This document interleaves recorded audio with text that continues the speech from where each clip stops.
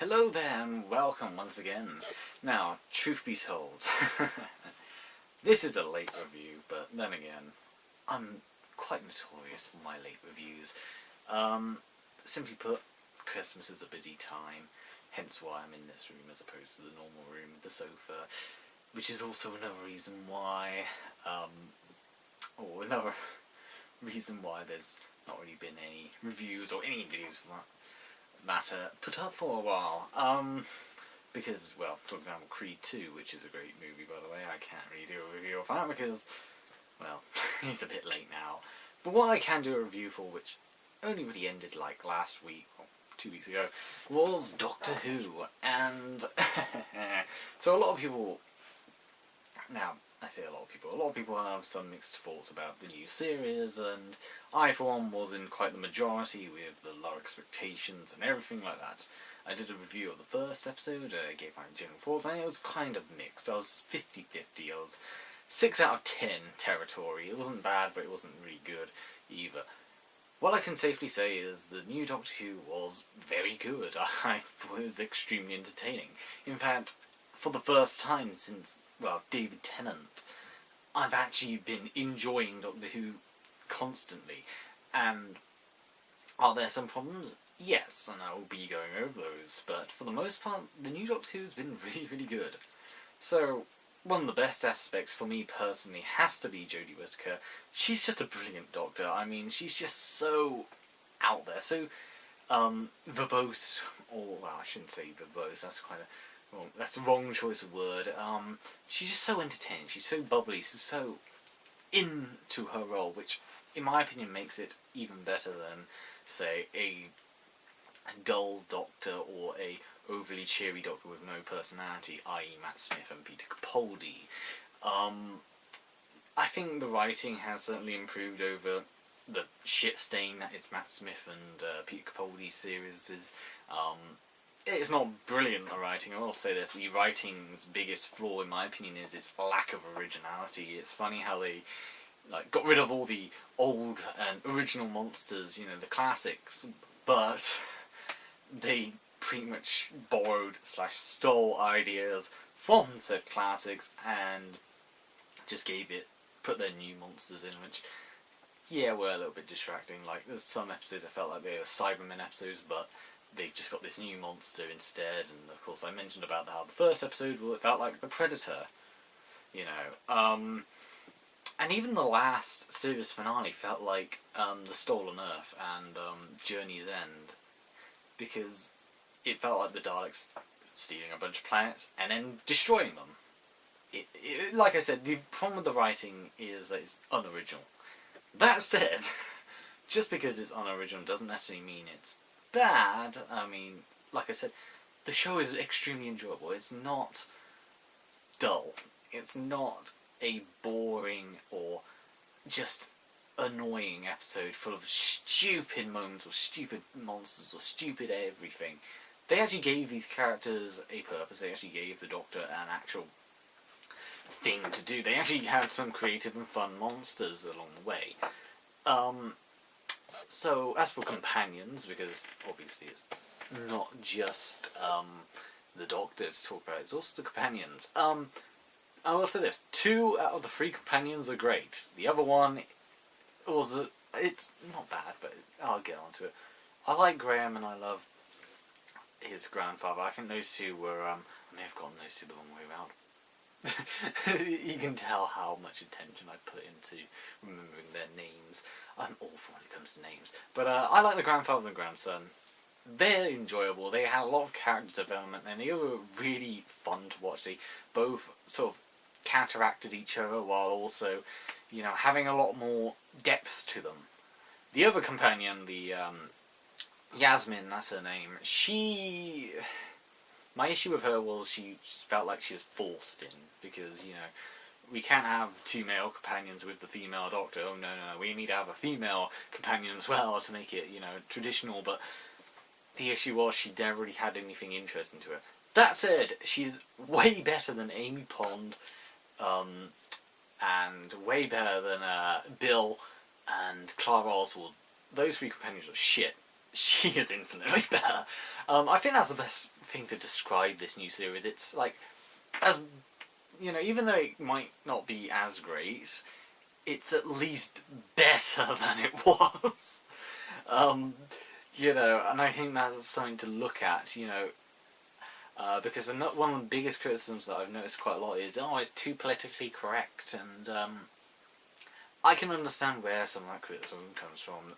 There's 2 episodes in particular which I think are the worst of the series, and are, in my opinion, the weakest, and they really are politically correct to fuck.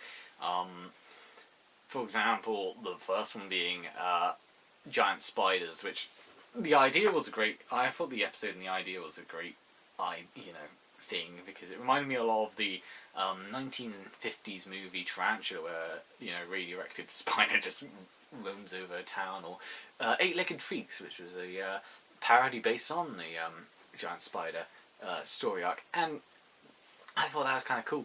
I really did. I thought that was kind of a cool idea. What I didn't like was the political correctness. It was kind of obvious that episode is poking fun at Donald Trump and immigration. The spiders being the immigrants and Donald Trump being someone who doesn't want them here. What made it worse was the Donald Trump character, who, I don't remember his name, but he's an American, he's a business owner, he wants to run for presidency, he's a billionaire, and he even says fire and fury at one point. It's like, that was cringeworthy, and I think a lot of people didn't like that episode anyway, so, you know, and that's something that I do quite like about this new series. The weaker episodes are together, and you have the rest of the series to enjoy, and there's not a lot of concentration on those weaker or terrible episodes, and you can tell that the viewership dropped significantly after those 2 episodes aired, which was a hindrance for the series, but at the same time, it's good that they just went away from that and did some really good episodes. Because one of my favourite episodes of the series was when Yasmin visits her grandmother back in back during when Pakistan and India were being split up, and that was a fantastic episode. And the monsters, or the aliens in it, were really enjoyable monsters. I like the concept of these monsters being these threatening looking creatures, but really they're just there to monitor and sort of be with someone as they die alone. And it was a nice episode, and it had some historical value, and for people who complain about the political correctness, in context to that episode, it works. You know, the other bad episode I would talk about, which I believe was immediately after the spider episode, was they were on a spaceship and you got this Pating, which is basically a squishy little gremlin, and I didn't like that episode. It was just a boring episode, and once again it's not an original idea. It's basically a space gremlin messing up with the electronics, and then but it's still recording. Sometimes when it freezes like that, it stops recording. It's annoying, you know. I'm in a tightly packed room at this moment in time. But as I was saying, so the Pating episode I really hated. Once again, that was the worst of the political correctness for me personally. Because every other episode seemed to keep it out of balance. Like when you have like shows or movies with diversity, you need to. The biggest issue that a lot of them have is context. Like, you can't really have a bunch of black and Pakistani people in a medieval century, for example. That wouldn't make any sense. No contextual sense. What I mean by medieval, I mean by medieval England. But you know, you could obviously do something in Pakistan where it's mainly Pakistani and Indian, so that would make sense. So obviously I do like... So of course that's where it works for me personally. But aside from that, when people complain about political correctness, I must say, have you missed the Peter Capaldi or the Matt Smith era, where the political correctness was just punched into your face every 5 seconds? It was shoved right in without any context, and I'm pissing off the camera. It's like trying to concentrate. That's his fault, not mine. So, yeah, if I'm perfectly honest, the political correctness in Matt Smith's episodes in particular and Peter Capaldi's were way worse than what was here. I mean, for fuck's sake, there were episodes where there was nothing but white people around. I mean, if that's politically correct, then go ahead, yell at this fucking show. Now, like I said, the show's not perfect. It does have a few flaws. Like I said with Yasmin, she wasn't that interesting in comparison to the grandson and grandfather. They are way more interesting and way more, perfect for the role, for my opinion. And like I said, those two episodes with the spiders and the pitting with the pregnant man, yes, that does happen in the show. Yeah, that's fucked up. That wasn't good at all. Those were shit, if I'm perfectly honest. But every other episode was great, and like I said, my personal favourite has to be when Yasmin visits her grandmother. Not only does it actually give Yasmin a bit more character, but it also had a really interesting monster, a really interesting concept, and you know what? It actually does a lot of good things. That said, another issue that I have, that I've just remembered by thinking about the episode, is the Doctor seems inconsistent with her rules. The Doctor had a set of rules, like, you're not meant to interfere with time unless you might fuck things up. And there's a really good episode with Christopher Eccleston, who in my opinion is still the best of the reboot Doctors, even though he did one series, whereby Rose messed with time and it essentially created like a tangent universe where these Reapers were coming in and killing everyone and destroying everything. All of reality was being fucked up, and the only way to fix it was to put her father back into the situation where the speeding car would come and kill him. I like that episode, and it's a dark but really effective episode. And in my opinion, a lot of this series had a lot of moments where the Doctor would say, "Oh, we can't do this, we can't do that," but then she immediately does it anyway. Which episode, for example, she went against her own rules because she didn't want to see a woman being drowned. Sure, that's something you wouldn't want to see, but at the same time, these are the witch trials. You can't fuck up with time because you made the rule. If you do, you can't do that, and I feel like she was inconsistent with rules. Like, that was kind of annoying. I also felt that the Doctor... Now, I know this might piss a few people off if they dare watch this video, but here's the thing. The Doctor in this, for me, felt like she screwed up way too much. Like, way too much. With the other Doctors, they never really...